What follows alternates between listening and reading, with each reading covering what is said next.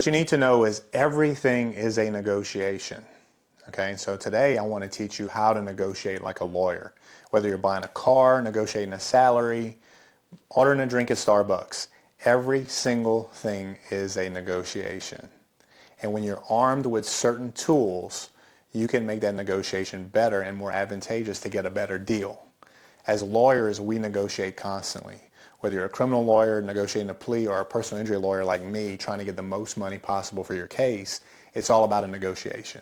I've learned skills over the last 16 years, and I'm going to teach you how to negotiate like a lawyer. So the number one tip that I have is preparation is key. Prepare, prepare, prepare. Let's talk about leverage, all right? Preparation is leverage. Leverage is the ability to influence the outcome in your favor. Okay, so the more you prepare, the more facts you understand about the deal, the more leverage you have. Think about scales, all right? I probably have some here in the law office, right? These brass scales. You want as much sand on your side, more facts, more leverage on your side to tip it in your favor. Well, how do you do that? You prepare. So let's take buying a car, for example. All right. You need to know that the best day to buy a car is Monday and Wednesday afternoon, not on Saturdays when the lot is full. You need to know it's at the end of the quarter, at the end of the year, because the salesmen have quotas and the dealership has quotas to meet.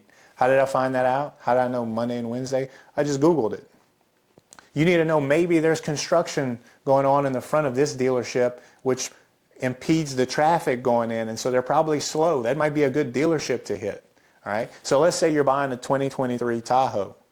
You need to know every 2023 Tahoe in all the surrounding areas, maybe the state. What are those going for? All right, so think about you're in a negotiation with a salesman and he says, this is the price. And you say, well, I don't believe that's the price. And he says, no, this is the price. This is what it's worth. I'm telling you, it's the best I can do. And you say, well, I looked up 2 other 2023s an hour down the road, and they have less mileage than this, and they're $3,000 less than this. You have prepared yourself for that negotiation, right? You are armed with facts.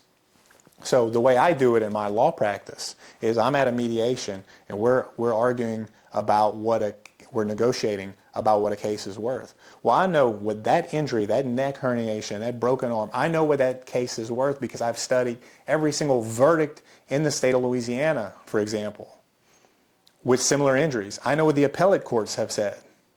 I have my presentation for the entire trial already made. My PowerPoint is made for my opening statement.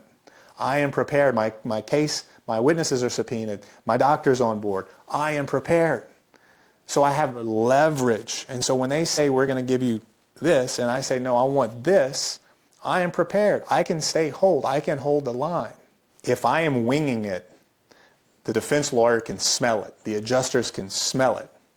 Just like if you're at the dealership and you're just winging it, oh, I want this car, and you're not prepared to know what day of the week is the best, what those cars cost, what's the warranty, what's the finance terms, what is my bank willing to give me for finance. If I'm just there walking through aimlessly, then I am not prepared. I'm just winging it.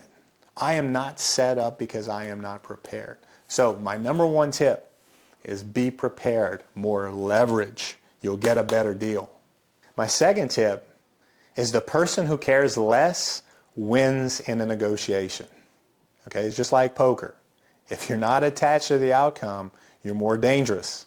All right, so if you're going to a car lot, trying to buy a car, and you're willing to walk away, you are dangerous.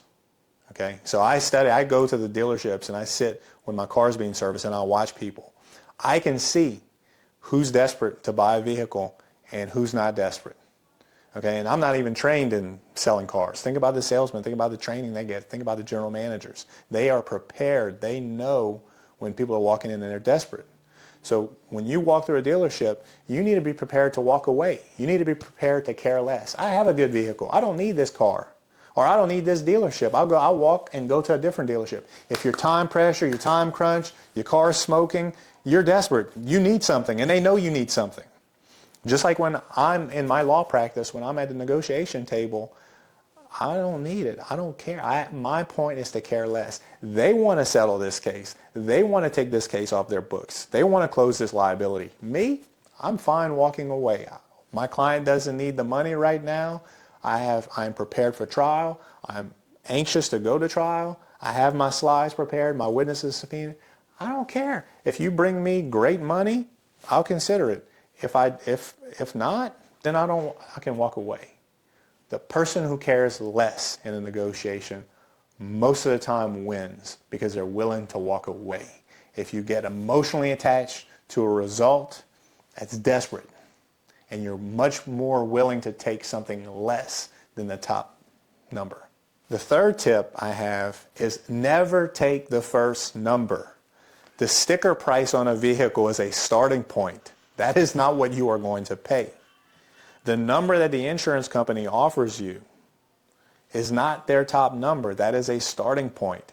Everything is negotiable. Say it with me. Everything is negotiable. When you go to Starbucks, you can get them to throw in an extra refill. You can get them to throw in a bagel. I've done it. I practice negotiating at fast food restaurants where it doesn't appear that they don't say everything is negotiable. I just negotiate. Everything is negotiable. Okay, so a number, the first number, is never the number to take. It's a starting point. You wouldn't believe how many people after a car wreck, the insurance company calls and offers them $500 or $1,000 and they say, I'll take it. We remember the famous Seinfeld episode where Kramer burned himself with hot coffee and they show the defense lawyers ready to offer him $50,000. And he walks in and the defense lawyers say, we'll give you all the free coffee you can drink, and Kramer jumps up and says, I'll take it. He didn't even get to the $50,000. Well, that's what real life is. It's all negotiable. Never take the first number. I've settled cases for 7 figures where the first number was $25,000 or $50,000. It's a starting point. They want to see if you're going to take it. They want to see how desperate you are. Never take the first number. I don't care if it's on Facebook Marketplace, at a dealership, negotiating a salary with your boss. Never take the first number. It doesn't hurt to ask for more because you just may get it. Never take the first number. So there you have it, 3 tips. Be more prepared than anyone else. Preparation equals leverage. Be willing to walk away. Care less than your opponent about a negotiation. And number 3 is never take the first offer. That's how you negotiate like a lawyer.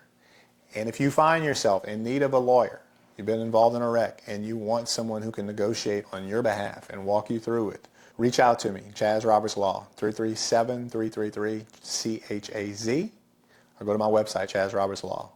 I appreciate you. Have a good one.